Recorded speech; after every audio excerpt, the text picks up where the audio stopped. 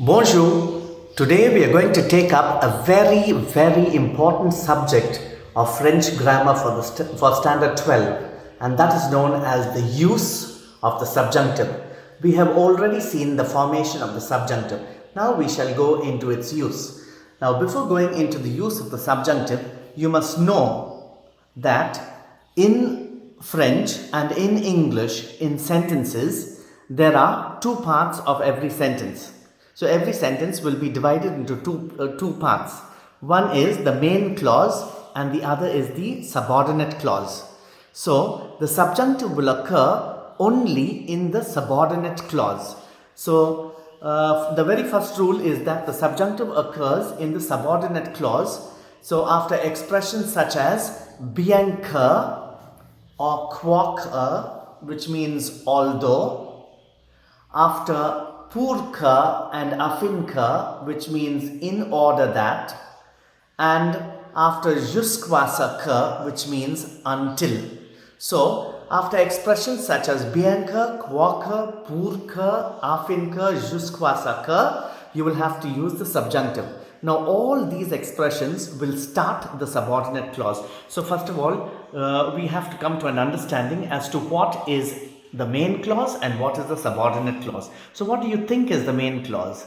Now main clause is that part of the sentence when taken by itself will have complete meaning, and the subordinate clause is that part of the sentence which depends for its meaning on the main clause. Now you look at the first example.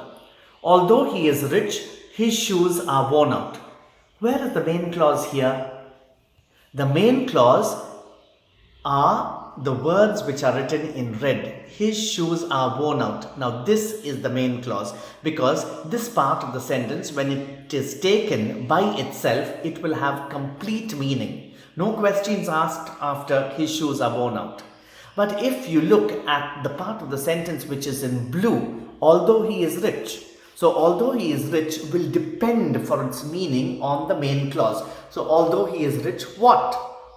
So it doesn't have complete meaning. Therefore, although he is rich will depend for its meaning on the main clause, which is his shoes are worn out. The same thing in French. Bien qu'il soit riche, ses souliers sont usés. Although he is rich, his shoes are worn out. Now, you have the expression bien que. So after bien que, you will have être in the subjunctive in the third person singular. Bien qu'il soit riche, ses souliers sont usés.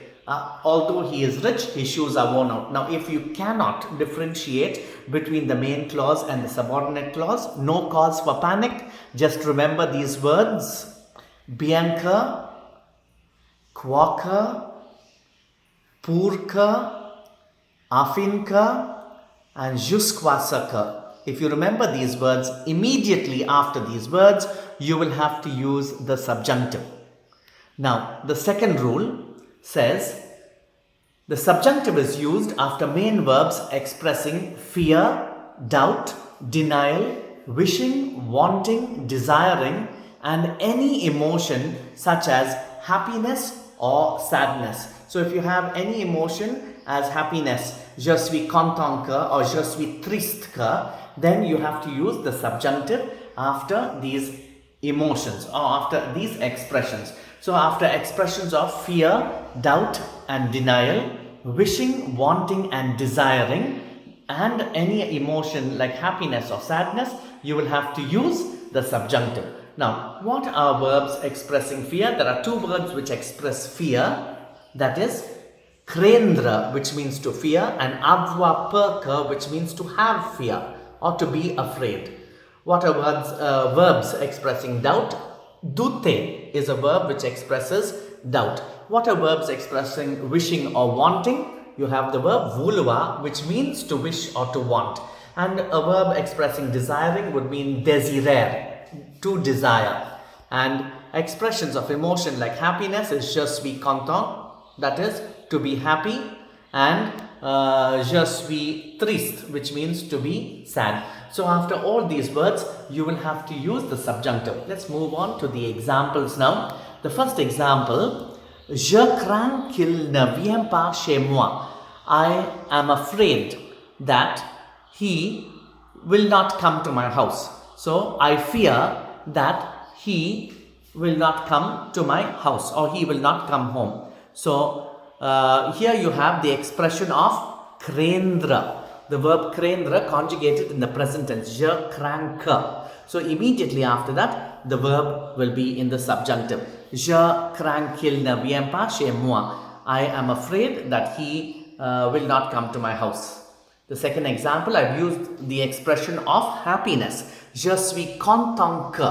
So I am happy that it should rain. Je suis content qu'il pleuve. I am happy that it should rain. So you have expression of happiness here. Immediately after the expression of happiness, you have the verb pleuvoir, which is in the subjunctive.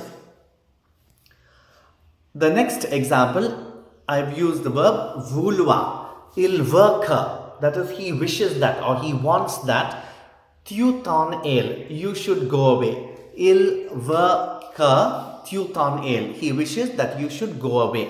So after verbs of wishing or wanting, you are using the subjunctive. The subjunctive is written in the blue letters. Okay. The third rule, the subjunctive is used after il faut que. This is known as an impersonal expression, il faut que, which means it is necessary that, and it is used also after expressions of possibility, such as il est possible que. It is possible that. So after words of necessity and possibility, then you will have to use the subjunctive, il faut que. So remember, il faut que and il est possible que. So I've given you two examples here. Il faut que tu étudies bien. It is necessary that you should study well. So if you look at the red letters, or the words which are in red, you will find that you have the expression of il faut que. So after il faut que, you are having the verb which is in blue in the subjunctive. And even after the il est possible que, it is possible that, it is possible that. Il est possible que nous nous trompions.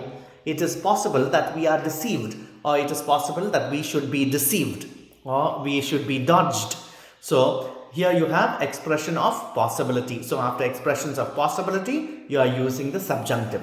And the last and final rule, which is very important, is after conditions of the mind in negation. That is, when the condition of the mind is in the negative sense, only in the negative sense. After conditions of the mind in negation, then you have to use the subjunctive. Now, what are conditions of the mind in negation? There are two verbs which express conditions of the mind. The first verb is the verb croire, and the next verb is the verb penser. Croire means to believe, and penser means to think. Now, only when these two verbs are in the negative sense. So I have put them in the first person, je ne crois pas que. You can put them in any person. Nous ne croyons pas que also. But the verb which expresses a condition of the mind has to be in the negative. So if these verbs which express condition of the mind is in the negative or are in the negative, then you have to use the subjunctive. I've given you one example. Je ne crois pas qu'il pleuve aujourd'hui. I do not believe that it should rain today. So, je ne crois pas qu'il pleuve aujourd'hui. I do not believe that it should rain today. If you look at the red alphabets, the words in red alphabets, you have expression of the mind in the negative, not in the affirmative. You have it in the negative. So immediately after a condition of the mind in the negative sense, then you will have the verb in the subjunctive. Now what happens if the same condition of the mind is in the affirmative? If you have je crois que, after conditions of the mind in the affirmative form, then you have to use the tense which is indicated. For example, in this case, aujourd'hui is indicated. Aujourd'hui is an indicator of the present tense. So if you have the condition of the mind in the affirmative form, then your sentence will be in the present tense, or your verb will be, this verb pleuvoir would be conjugated in the present tense, which would be P-L-E-U-T. But since the condition of the mind is in the negative sense, only because of this, we have the verb pleuvoir in the subjunctive. But I am reiterating again, if the same condition of the mind is in the affirmative form, then you will get the tense which is indicated, either the present tense or the future tense, as the case may be. I hope you would have all found this useful, because this is very important for lesson 5 in your textbook, and it is a very important part of the syllabi of standard 12. So all the best to you all. Thank you.